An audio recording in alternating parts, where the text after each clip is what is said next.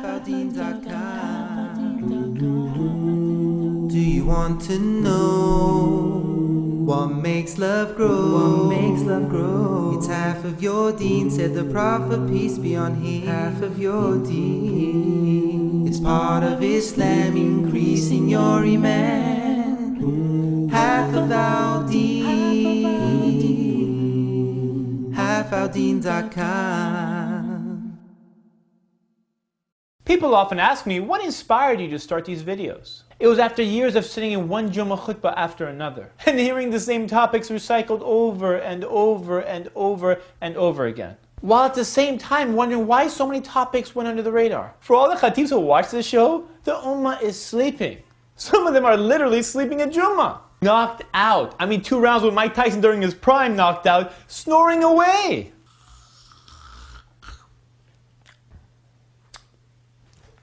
Yeah, like that. They basically wake up for 2 occasions. One is when someone stands up and says, please move forward, we need to make room for the people who are late for Jummah. And a lot of people are late for Jummah.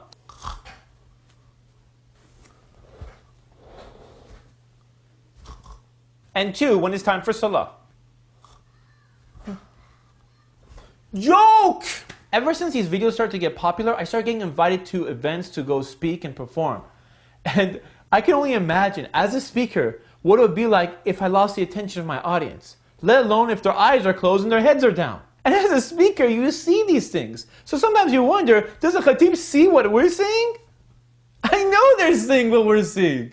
People are sleeping. I mean, if you haven't noticed, the guy to my left and the guy to my right are catching their Z's while you're talking. And this is Jummah, and we're in the middle of the day. And if you notice these people who are sleeping, they're not even leaning on anything. They're sleeping sitting straight up. And you've only been talking for 7 minutes. 7 minutes! The very fact that people are getting their power naps during Jummah is saying something. And that something is, the khutbah is boring. Boring. Now don't get me wrong, I'm not saying Islam is boring. In fact, Islam is very interesting. The problem is the person often giving the khutbah either has poor communication skills or is talking about something that's not relative to the audience, which makes it very difficult to concentrate. The other week at Jummah, the khatib told us, if you see a dead goat on the side of the road, don't eat it. What? I'm thinking to myself, bro, we live in Los Angeles, there's no dead goats. The only goats we have is at the petting zoo. And they're alive. Come on, people. Out of the hundreds of topics, this is what we're going to talk about? Joke! Joke! I mean, how many times have we heard a khutbah about wudu? I mean, seriously, in about 15 minutes, we're going to start praying. So if you don't know how to make wudu, you're going to be in trouble. And then in these khutbahs, they are very difficult to listen to. Specifically, the reading khutbah. You know, as when someone prints out a khutbah and decides to read it, oftentimes they don't even seem interested in the khutbah they're reading. Assalamu alaikum, brothers. In Islam, communication is very important. And the way we communicate to each other can make a very big difference in... The way we communicate can make a very big difference. But the toughest khutbahs for me to listen to are the ones which don't seem to have a point. My dear respected brothers and sisters, you know, Muslims, we must be good, not bad. Huh? And because being bad is not good,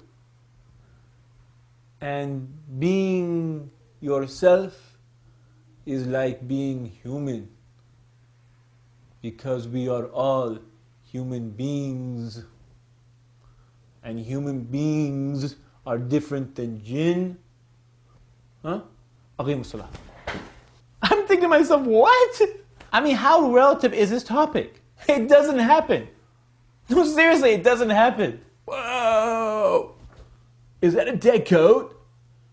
Bro, do we got a dead coat? Put it in the trunk because we got dinner tonight, bro. We got dinner. No, it doesn't happen. Honestly, I have to admit, sometimes I myself fight to stay awake during Jummah.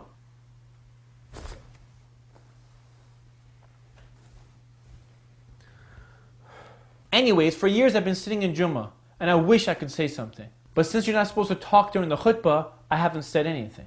And since I didn't want the khatib to take it personal, I wasn't sure how to confront him. I realized the problem wasn't local, it was global. And for many people, Jummah was becoming more of a ritual than a religious act. I couldn't hold it inside anymore. I felt like I had to say something.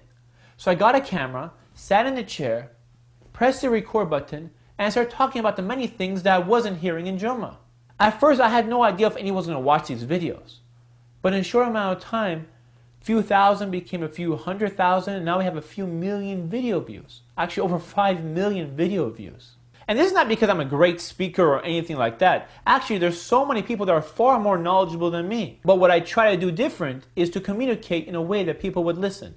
And at the same time, talk about the issues that was relative to them. And for all the khatibs who are watching, and on behalf of all my Muslim brothers and sisters, please talk about issues that are relative to us. You see, most of us have heard the cycle of topics of Ramadan, dhikr, salah, wudu, hajj, Ramadan, dhikr, salah, wudu, hajj.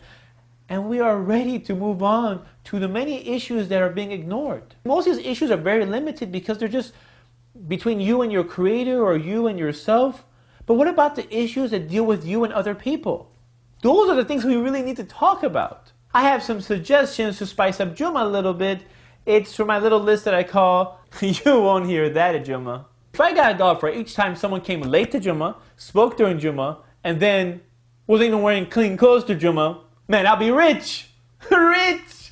And what about the Salam brothers who come to Jummah? You know who the Salam people are? Who go around saying, Assalamu alaikum, Assalamu alaikum to everybody during Jummah? Assalamu alaikum. Assalamu alaikum. Assalamu alaikum.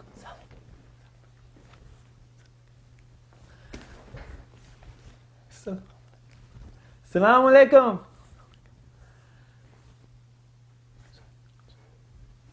Assalamu alaikum.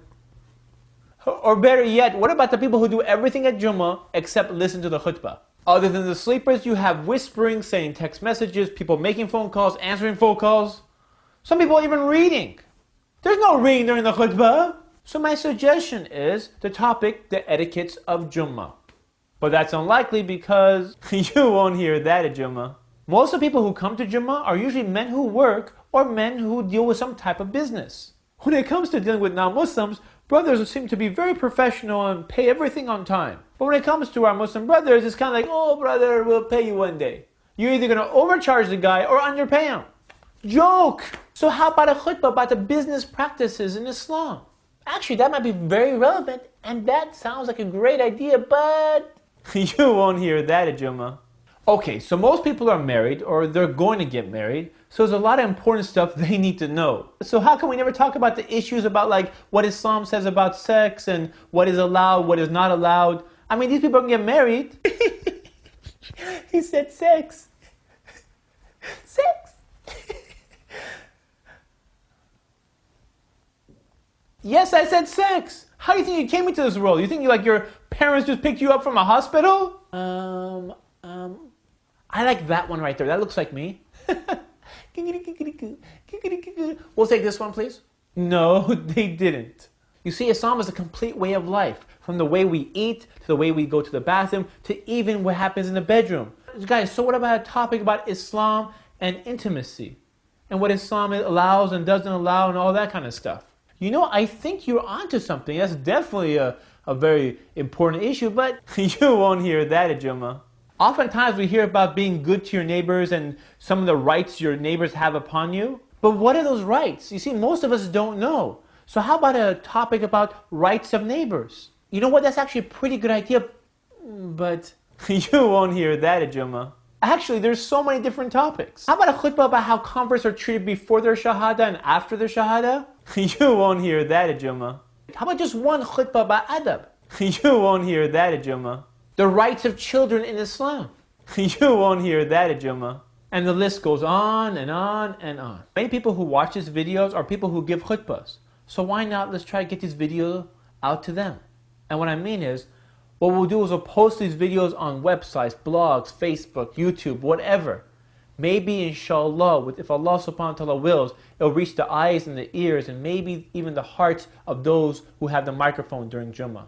I know I'm not alone when I say I want what's best for this ummah. May Allah subhanahu wa ta'ala reward you for your efforts, and I hope we all can get some hasanat out of this, inshallah. This is Ali reminding you just in case you forgot. halfourdeen.com. Do you want to know what makes love grow? What makes love grow? It's half of your deen, said the Prophet, peace be on him. Half of your deen. It's part of Islam, increasing your iman. Half of our deen. halfourdeen.com.